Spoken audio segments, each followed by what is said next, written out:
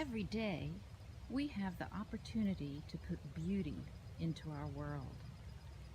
No matter how crazy, difficult, or mundane our lives may seem, we can add our stitches to the fabric of life. We can infuse our days with color and light. We can draw or stitch lines and patterns that lead us home. This is my intent every morning, to ask and answer the question, what do I want to make today? I'm Jennifer Edwards. Won't you join me in making our world a more beautiful place in which to live? Welcome to the Knitterly Arts Podcast, sharing the journey of an artful life.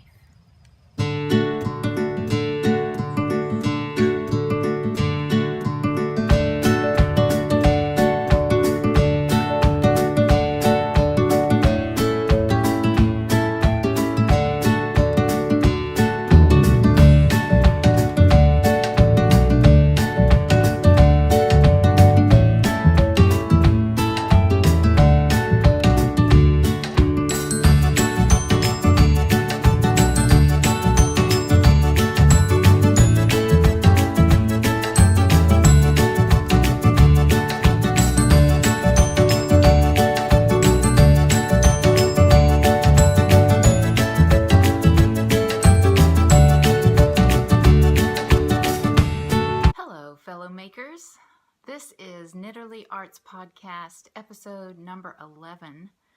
I am excited to be with you today. I have lots and lots to share with you, and we're just going to dive right in. I hope that you enjoyed the little intro. I'll be working on that and getting it just the way I'd like it to be, but I'm hoping that that will just give focus for exactly what it is I'm about here on the Knitterly Arts Podcast. I love to make things. And even more than that, I love to think about how making things informs my life and how life informs my making. And even though this podcast is mostly about knitting and crochet, fiber, spinning, I'll be sharing some of that with you today. There is also drawing and painting in a sketchbook. And so what I'm going to do from here on with my Knitterly Arts podcast is actually blend that podcast with my sketchbook chats. I had pretty much been doing that in the previous episodes. I had been sharing with you some of my sketchbook adventures, so I'm going to continue doing that here on the Knitterly Arts Podcast, and not do a separate sketchbook chat, just blend them together. There's lots that I have planned for the next, I don't know how long the podcast will be. There will be a giveaway announced at the end or near the end. And I hope you'll stick around for that, or you can fast forward if you want to, but you don't want to miss everything in between.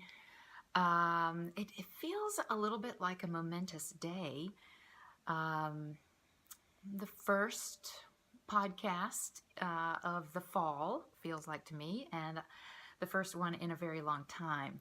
So I'm excited to be resuming this, and am hopeful that it'll be a little more regular. It's also September 11th, which is momentous in our country for remembering what happened many years ago, but we still remember, and we want to remember that day and the particulars about it, especially the men and women who gave their lives to protect our people and our country. This is also a momentous day because Hurricane Irma is making its way up the state of Florida, and we'll actually be feeling the effects of it here in North Carolina, though not anywhere near as much as what we had thought that we were going to experience. So thankfully, the hurricane has diminished in its category. I think it's down to a category 2. and has gone off far west of us and far west of Asheville, which is where, as some of you know, our oldest daughter and her husband live. They are now living in a converted school bus. That's their home. You can follow them on Instagram if you'd like at 40 Foot Wonder, 40FT Wonder. And it's quite an adventure. And so they are actually very safe. They've parked the bus for a couple of days while the rains and winds come through that area in the next couple of days. And for filming that little intro, I was outside and it actually started to sprinkle and rain was coming down. So we're on the front end here, and we're not expecting it to be horrible where we are, and so our thoughts are with those who have already endured the brunt of it in Florida and those who will be in its path. So a big day all around. I am going to start off by sharing with you a new acquisition that I actually got for my birthday this year, and it is a spinning wheel. Some of you know that I had been spinning on a drop spindle, and I was having great fun with that. Really enjoyed it, though I never shared with you how I do that because it's not all that pretty. I'm rather awkward with the drop spindle, or at least it feels that way to me. And so I did not think when I started using a drop spindle that I would want a spinning wheel, but I quickly gathered wool, beautiful wool, roving bats of gorgeous colors, and I also acquired a pretty large bag of just white or off-white roving, and so I knew it would take me forever to be able to spin all of this wool that I have if I didn't have a spinning wheel. So I had some criteria that I was looking for and found this wheel locally. I met up with the gal who was selling it at our local farmer's market, and I'm just in love with it. I immediately brought it home and started painting it. And I was really looking for a spinning wheel that I could paint. I wanted one that had at least the large wheel to be mostly solid. Maybe it would have just, a few spokes or something, but to be in a condition that I could paint it. What I ended up with is a Louette spinning wheel, and it is a vintage one. There's a stamp on the bottom of it, and my husband did some sleuthing and discovered that this wheel was probably made sometime between 1980 and 83 by woodworkers in Canada. They were hired by the Louette company to make these Dutch design spinning wheels, and they were anticipating them to be popular, and I think that has proven to be true over the years. This spinning wheel works like a charm. I did have to get a little part that connects the footman to the actual piece that makes the wheel go around. I don't know a lot of the terminology yet, and perhaps I will be able to learn more of that. But I am going to pause the video now and turn the camera around so that I can show you my spinning wheel. I have named her Alouette, of course, taking the Louette and giving it that little French twist for the children's song Alouette, gentille Alouette. And I do have a couple of crocheted birds of mine sitting on the top. So I'm going to introduce Alouette to you right now.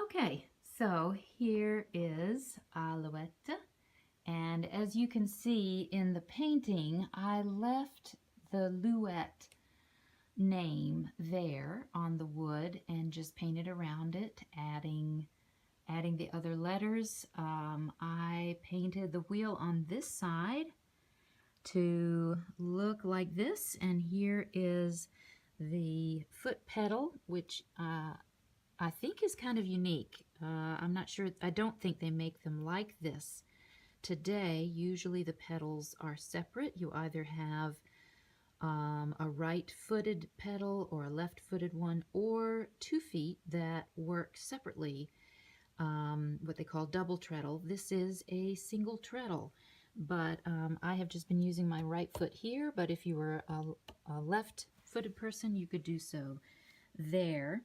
I have the drive band disconnected for now. It seems like that's a good thing to do to keep it from stretching too much, and it's probably the drive band I will probably have to replace at some point.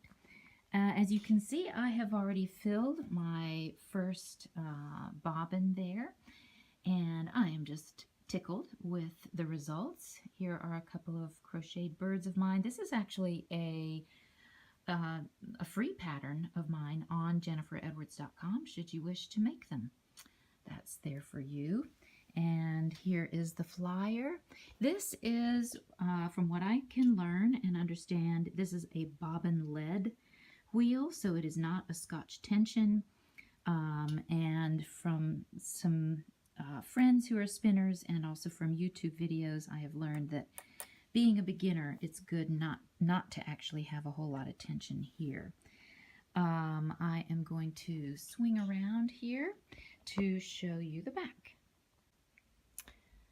All right, so I kind of have my wheel in an awkward place. I should have put it somewhere else in my studio so that I could get to it and around it a little bit easier, but this shows you what I did on the back. I made it look like it was a ball of yarn, and that was a lot of fun to do, and of course use the bright colors that I love so much, and it looks quite fun as it's spinning. And I do have a little video that I will run either at the beginning or at the end of this podcast so that you can enjoy watching it work and watching the spinning happening. Lots of fun. I really love having this, and it just looks lovely sitting in my studio. So that's Alouette, and like I said, you'll get to see a short little footage of me spinning on Alouette either at the beginning or the end of the podcast, so enjoy that. It is quite a fun thing to make your own yarn, and I have yet to knit with my hand spun. I haven't yet knitted or crocheted with any that I have spun on a drop spindle. So with having a wheel and being able to make larger amounts of yarn that I could actually perhaps do a shawl or a sweater, that's going to be fun. So you'll have to stay tuned and see what I come up with there. There is so much to share with you. I hardly know where to begin. I'll start with what I have on. This is a new design. It is called the Forever Fantail Poncho. It is a crocheted poncho, and as you can see here, it is a lovely stitch pattern. I just fell in love with this stitch pattern and have really enjoyed wearing this the last couple of days as our temperatures have been cooler. I crocheted it out of a cotton linen so that I could enjoy it through what is typically quite cool or temperate weather in our fall months, but we're having some pretty chilly days here. That may be just because of the hurricane, but it is nice. It's a great size. It's a little bit more generous than the last poncho that I made, which I'll show you. I had a design come out this summer, and these two patterns, Forever Fantail Poncho and the Breezy Pico Poncho, I am offering them in the giveaway at the end. So I'll mention that again at the end with one other thing that I'm offering. But anyway, it's one of these, both of these ponchos are this simple, basic knitting or crocheting a rectangle, folding it in half, and seaming it up the arm to the shoulder, leaving the neck area open to get it over your head. And I just love this. It allows for the bottom to almost be an asymmetrical triangle. I can't really show it to you here. And what I love about this one is that the stitch itself creates a scalloped edge. So that's really nice. I will show you the Breezy Picot poncho. This is out of the same yarn. This is Zooey Twist. This is just the regular Zooey, again, a cotton linen blend. And so this poncho, you can go to my Instagram and you'll see some pictures. If you scroll back, you'll see some pictures of this poncho. And I love, love, love this color. Isn't it yummy? And then there are these picots all along the edges, both the bind off edges as well as the edges as you go. So the cool thing about this pattern is that the picots, you are working as you go. You do not have to knit the whole piece and then come back and pick up stitches and work the picots. So that's a really nice thing about the pattern, is that you're making them as you go. And you won't have to come back at the end to add them. You will be picking up a provisional cast on to work picots across that bind off. But that's all. That's all you have to do. And then, just like the other one, you seam up the side here so that you have an area for your head. And it's a beautiful open. This is knitted on pretty large needles. I wanted something really light and airy for our summers here in North Carolina, because it gets really warm, and I did not want something to be too hot, and yet I still want to be able to wear something knitted or crocheted. So this is a great, this will actually take me into fall. I wore it the other day with some brown linen pants, and that goes really well, not only with your lighter colors for summer, but it would be great with black and navy and any of those other colors. So the Breezy Picot poncho and the Forever Fantail poncho, I will be offering either of those to, doesn't matter whether it's a knitter or a crocheter who wins the giveaway. There'll be one other item, and I'll tell you about that at the end. Let's see. I'd like to share with you a little bit of a knitting fail, although I don't ever really think anything I knit is a fail, even if it's something I have to rip out, because I've enjoyed the stitches. I have loved having the yarn run through my fingers. I have enjoyed the process so much that I don't mind as much, except that my enjoyment of wearing the item is delayed. So you know how this fade idea is, all the rage these days. It seems like there's the not so faded shawl, there is a My Fade sweater or something. Anyway, I may have those mixed up, but seems to be a lot of that going on. So I had 3 skeins, 3 hanks of fingering weight yarn that I felt like would fade really nicely for a sweater. And I already had Pam Allen's pattern for her yarrow sweater. And I actually don't have the pattern to show you, but I will show you the sweater. And it is a lovely top-down garter yoke with a couple of rounds of eyelets. You can see there's a round of eyelets, there's a round of eyelets. And then it goes to stockinette for the remainder of the body. The sleeves are then picked up, and both sleeves are solid garter stitch. And I love the pattern. However, I am knitting happily along, and you may not think there is anything amiss with this sweater. And I do like the colors. The colors are not my typical bright ones, but it's nice to divert from what you would normally knit with and what you might normally wear. And I was really wanting this for fall, and I hope to still have it for maybe October or November. But when I went to try it on, the shift in colors happened at a most unfortunate spot. And there's really no way around it. If I leave it like that, I won't wear it. So all of this is going to be ripped back to much higher up in the yoke, to where I start that fade.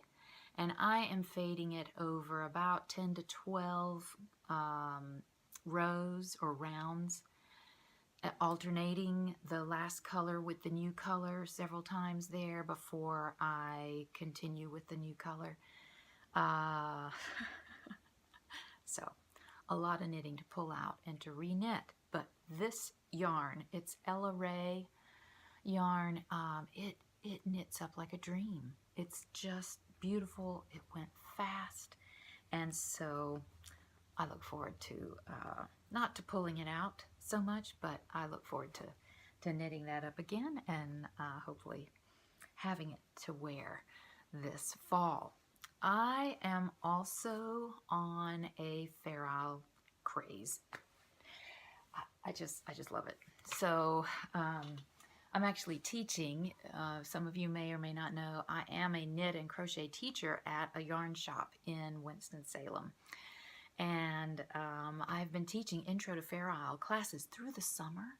I mean, there were gals who wanted to learn in the summertime. We're usually pretty slow as far as classes and teaching in the summer, not only because it's hot and folks just aren't thinking about having wool in their hands, but also because people are on vacations and they're traveling a bunch. But I had steady flow of full classes for Intro to Fair Isle, and am hoping to have that also for the fall.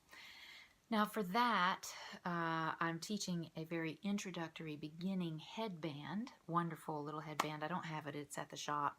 I may have shared it with you on a previous podcast, maybe not, but I'll try to in a future one. But I, after that, I found this free pattern. It's called All That Jazz by the Twisted Knitter. I think that's the name of her blog. Phil is her first name. She lives in the UK, and this is a free pattern for a cowl on her blog.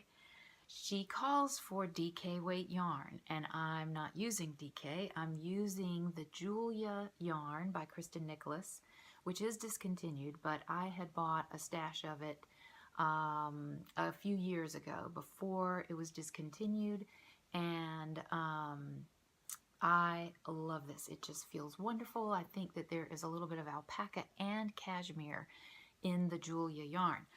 But having chosen that nearly worsted weight yarn, yes, it is more of a worsted weight yarn, means that I have something that is closer to, I think I'm going to turn it into a bag, a knitting bag, or maybe even, a purse that I wear. So I'll line it, I'll find some leather handles, some really nice handles, and I think that's going to make a wonderful bag. I will probably knit like either a garter or stockinette rectangle and then whip stitch this to the bottom, and I think it'll be lovely. So that's been a lot of fun. I just love looking at it, seeing it out. But to wear this as a cowl, it would squanch down so much that you just wouldn't really see the beautiful pattern in it. I think maybe with the DK weight, it wouldn't be quite as squanched.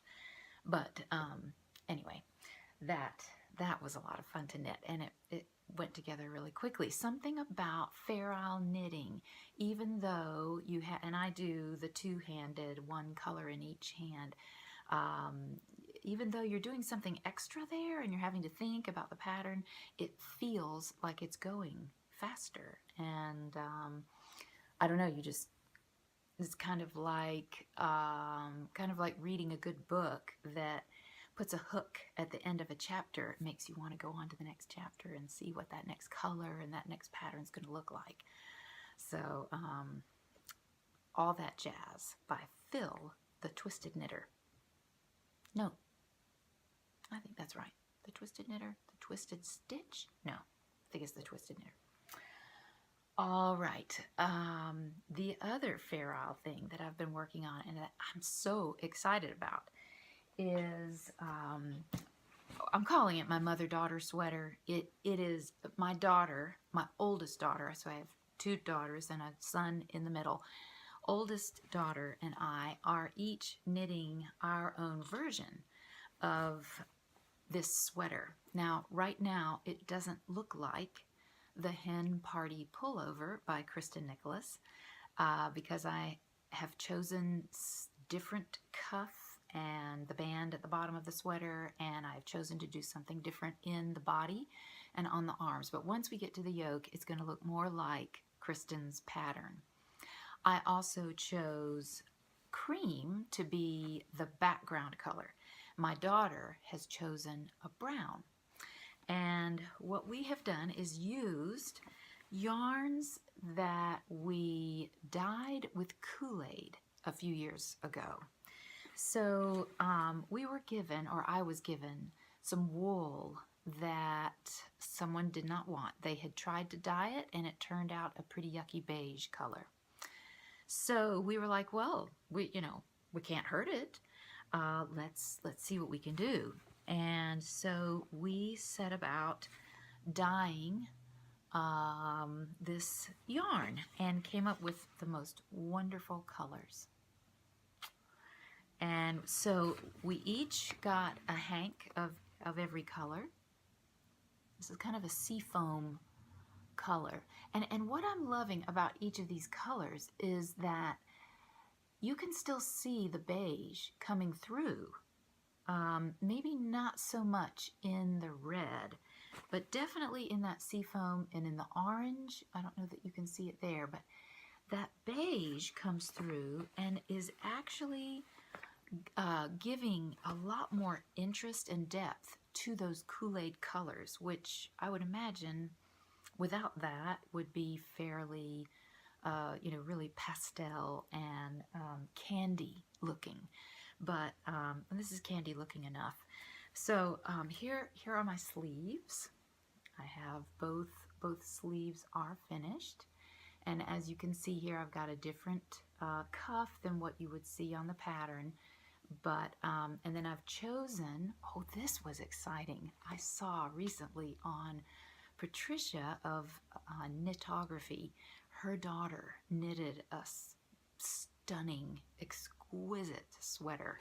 And apparently these little dots here, I've forgotten the Norwegian word for that, but it's a very Norwegian thing that shows up in their Fair Isle sweaters. And I was so tickled to hear that. I mean, I would love for this to be very Norwegian feel or look to it. It is quite woolly. It is a worsted weight yarn. And so here in North Carolina, we just don't have too many days that are cold enough to wear something like this. So I'm trying to actually get it made before the first of those cold days so that I can get as much wear out of this sweater as I can this year. Now the bottom band, I've already finished the bottom band here, as you can see, and it is quite big. And what I need you to know is that my hope and desire and intent, and I've planned and I've counted and I've done the math, is for this sweater to be more like an oversized tunic. So I'm wanting it actually bigger at the hips and then for it to kind of gradually go up and then work the yoke with the sweaters, with the sleeves. It'll be all in one. So that is my hope there, which is why the bottom of it looks a little generous. It might be too big, but if it is oversized looking, I want it to look kind of like, your boyfriend's sweater or your big hefty tunic.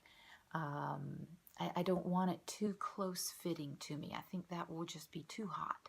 If it has some room on my body, I think it'll be a little bit more wearable, and I enjoy that kind of look anyways.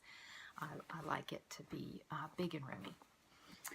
So, I still have more Fair Isle to share with you. I absolutely have loved these Selbu mittens. Of course, you all know that this was the first pair that I knitted and just love. I knitted it out of Brown Sheep's Nature Spun. It's actually a sport weight yarn, but I think it's a little hefty for a sport weight yarn, and it fits perfectly. Even though Ellie of Skein-Deer Knits, who has written that pattern, Selbu mitten pattern, she calls for a DK weight yarn. And so I have a little bit of a, they talk about the single sock syndrome. I might have a single mitten issue because then I knitted these and I have yet to put the thumb in, and it's lacking its second pair. And then I knitted this one, and it is with that Julia yarn, and I don't actually have enough of the turquoise blue to make a matching pair. So what I did was I knitted the thumb out of an orange. So the next mitten that will be the other one in the pair will be done orange and cream, and its thumb will be worked in the turquoise blue. What do you think? I think it'll be fun. They'll be fun to wear. And this is, like I said, the Julia yarn is more of a worsted weight yarn, but look, it works up perfectly. I think I used size 5 needles on this. It must be like a light worsted, but it has really, it's perfect for Ellie's pattern. Just love that. So I have some work to do to catch up on those mittens, but I was smitten by mittens, by Ellie's latest pattern called Mebonden. And so I just had to knit this one, and I am on my way for the second one here. And this is very exciting. The wool that I'm using for the Mebonden mittens is actually Norwegian wool. Patricia gifted me this yarn, and I am really enjoying knitting with it. It is unique. It's very different. I can't say that I've ever knitted with yarn quite like this before. It's very, I would use the term crunchy. I would use the term raw. It feels like more of a raw wool rather than a very refined one. It also feels very durable. So I am excited to have a pair of mittens out of this yarn. The color is exquisite, this very bright, hot pink. Oh, how fun is that? And I definitely have enough for the other mitten. It's going to be finished here soon. Thank you, Patricia, for this yarn and for the bundle. Ellie is offering a bundle of Selbu mitten patterns that will be coming out over the next 5 or 6 months, I think. Perhaps there are 6 altogether, I believe, and there's maybe the first two, that Selbu mitten one and the Mebonden is the second one. So jump in on that if you want to. And just as a side note about links and stuff like that, I am really making an effort to simplify my creative life and how much I do online. So part of that is the reason for joining the Sketchbook Chat and the Knitterly Arts podcast under the same banner. The other thing I'm going to let go of is the Artful Life newsletter. And this was something that I was offering to people via email. This is actually my newsletter to you, okay? So I'm not going to be sending out the Artful Life newsletter this year.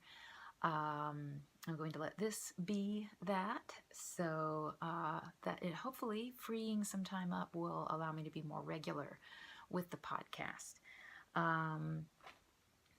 And I'm not going to put links and all of that on the Knitterly Arts blog. So I had that website to put the show notes for each podcast.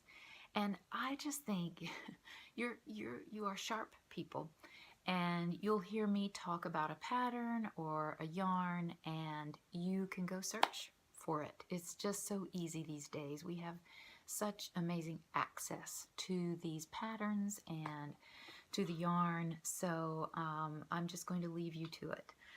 I will, in editing my podcast, I will try to put a little subtitle, of what that pattern name is, or at least the designer's name, or some way for you to be able to locate that that pattern and or wool. If I'm just going to give the name. I'm not giving a link or anything, but that way you can search it, right? So another way that I am simplifying my life and just bringing to you and sharing with you, as I said, the journey of an artful life. Okay, I'm back now. I had to make some room on my phone to continue recording. I wanted to just remind you all of a very fun make. These are crocheted pumpkins. It's starting to feel like pumpkin time anyways, even though it's fairly early September. But just by way of reminding you that this is a free pattern on jenniferedwards.com if you would like to crochet some really fun pumpkins with yarn holding several strands together, or bulky weight, or really any weight yarn, using a cinnamon stick for the stem. And so just a little reminder for you. I also wanted to share with you something that the spring months and through the summer really, I was into a lot of stitching, which you can see that hand stitching, embroidery, using a needle and thread. And you can see a lot of that if you scroll back on my Instagram feed. But what started a lot of it this time around, I tend to go through periods where, I'm into something like the weavings, which was back in the February, March, that time frame. And then I went into this hand stitching mode. So it's just, I get excited or inspired by different things. And one of the things I love about hand stitching is to translate my drawings into embroidered pieces, and even think in terms of collage work, which is something I have to share with you in just a little bit, how you can collage with fabrics and then stitch over top of that. So that's what I was having a lot of fun doing in the spring. I will share more of that with you in a future podcast. But I just thought I'd share with you a couple of dresses that I had made. I remember back in the spring at some point, Lori Times 5, she's on Instagram. She is a tremendous inspiration to me. She had a very simple post where she was sewing what she called a traveling dress. And I loved that idea, and it looked very comfortable and roomy. Hers was a little different look, maybe kind of like a peasant dress. And I had made this dress the spring before, not this spring, but last year, out of this beautiful batik fabric. And so I made 2 more of these dresses. It's a very simple open dress. I wear a t-shirt underneath it. very cool for summertime. It doesn't have a waist. It's just very comfy. I do like to wear a pair of leggings underneath, and so it's a lot of fun. But what I decided to do was to take my drawings, and I hope you can see that, then embroider the drawing onto a piece of fabric and collage that onto the front of the dress. This, if you'll remember, I think it's in the last podcast, or maybe the sketchbook chat. I think it's in sketchbook chat number 5. I show you my drawing of the rhododendron in our backyard. And so this drawing is a portion of that sketch. And so I stitched it onto my dress. This one, in the spring, I love to go draw at the Senior Botanical Gardens, and I took one of the tulips there and put it on this dress with some collaged fabrics as well. And that just, I don't know, it just made these dresses, and I have worn them all summer long. Wore them on our trip out to the Ozarks in Arkansas, which is where our son was for the summer. He was singing with opera in the Ozarks, and so we decided to go out and pick him up. Instead of paying for a flight ticket home, we just made it a family trip, and it was great fun. Oh, we had a fantastic time. So these were my traveling dresses, and I will show you more of my stitch works in another podcast. I think I am at my sketchbook chat portion, so I'm going to try and take you over to my drawing table and see if I can share with you that way some of the things just briefly in my sketchbook.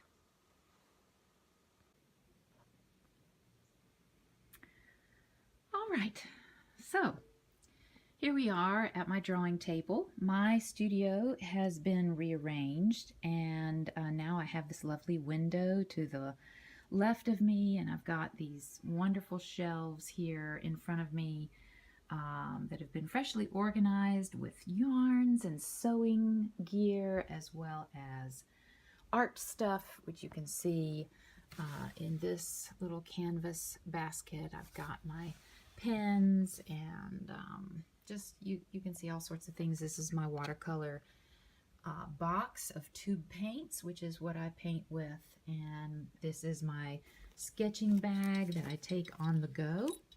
There's my water bucket. Of course, this table gets used for various and sundry other things. This is my watercolor palette, and I thought I would just share with you some of the things that I have been doing lately in my sketchbook. This is my 9x9 Aqua Bee sketchbook, and this is of a day of sketching with a friend of mine. We went to Salem Lake and sketched together. This page, these are the designs that I was working out for Alouetta, for my spinning wheel. I had considered seeing if I could turn the wheel into a sheep with the sheep's head there, but I decided against that. I didn't think it would read quite as well as these other designs would. Here is a beautiful picture of hydrangeas when I went up to visit my parents up in Boone, North Carolina.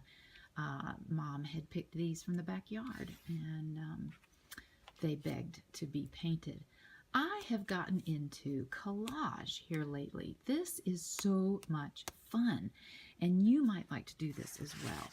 So what I did was I took pages out of my sketchbook and I painted them using acrylic paints, and as you can see, I have quite an extensive collection of color, which is absolutely fun. And then I cut them up into large to medium size squares so that I have all tones and hues at my fingertips, and I can just cut them up with scissors and make shapes. I have been using them in conjunction with watercolor underpaintings So this was one that I was sitting on the deck, and this little dragonfly came and sat right there on the railing of the deck. Here's another one. I do have my drawing table lamp on, which is why you're seeing a little bit of the glare here. And here's another one.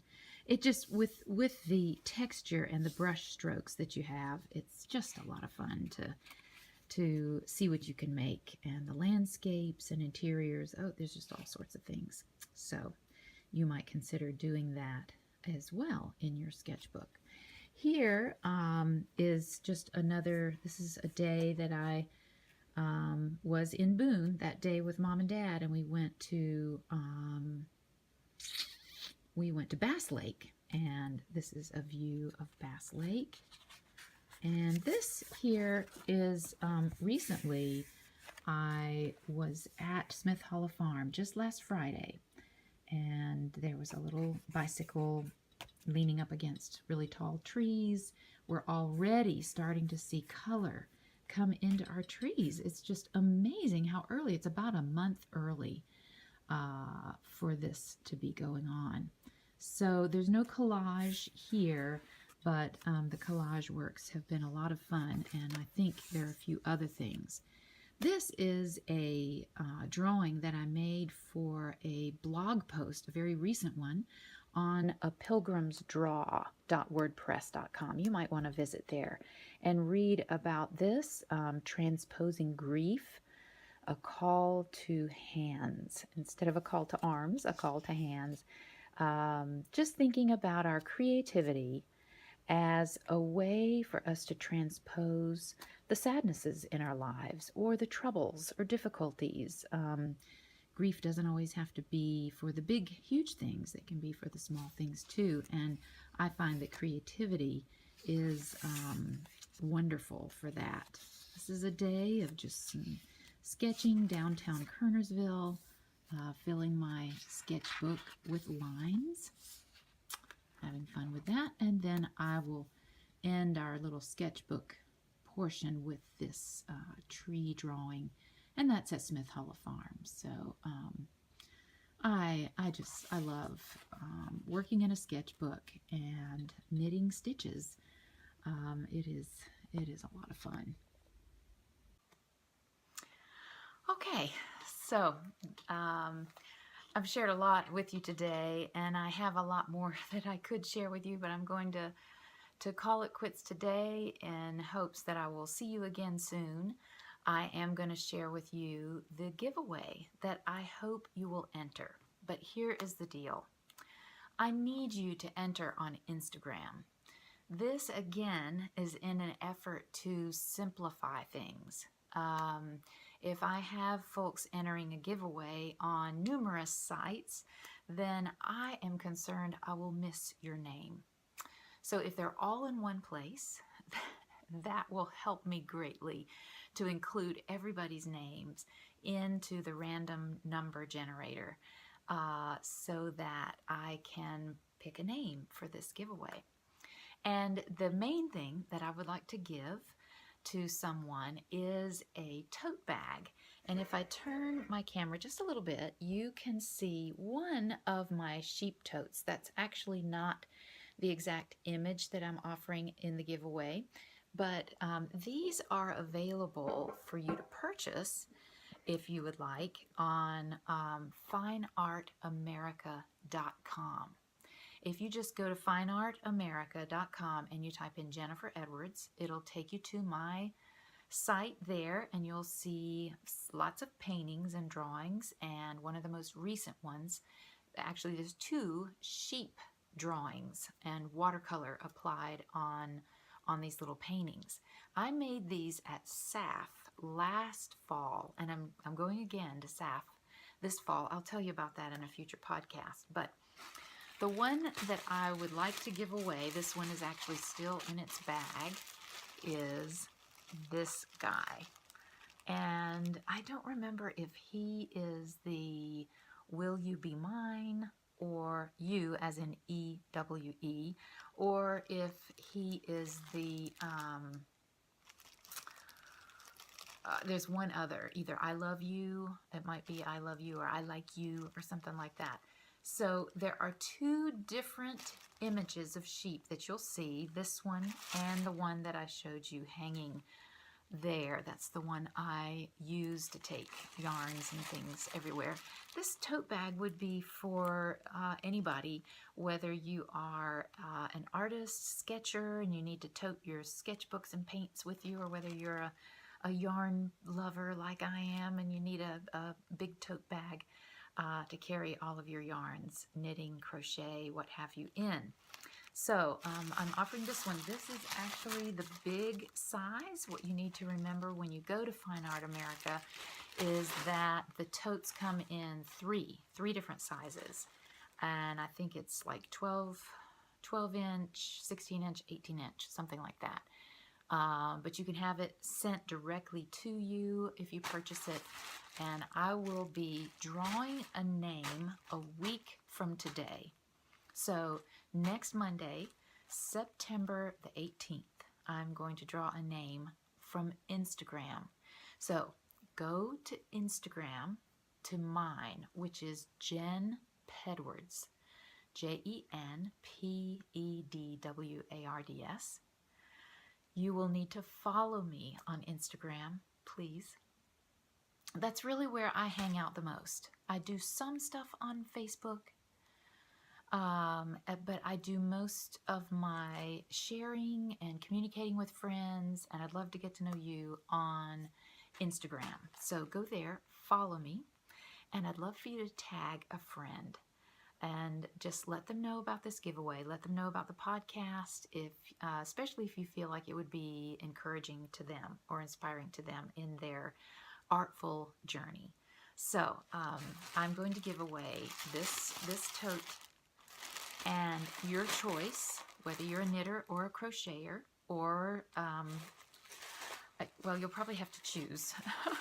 If you do both, you'll have to choose which one's your favorite, of either the Breezy Pico Poncho or the Forever Fantail Poncho, my latest designs. I am so glad you've been with me today, and I look forward to more of this. And feel free to leave messages for me. You can here on YouTube or there on Instagram. I'm more likely to get them there on Instagram. But at any rate, thank you so much. I'm going to leave you today with a couple of little videos that I've collected, and I'm just going to string them together to say goodbye, and we'll see you soon.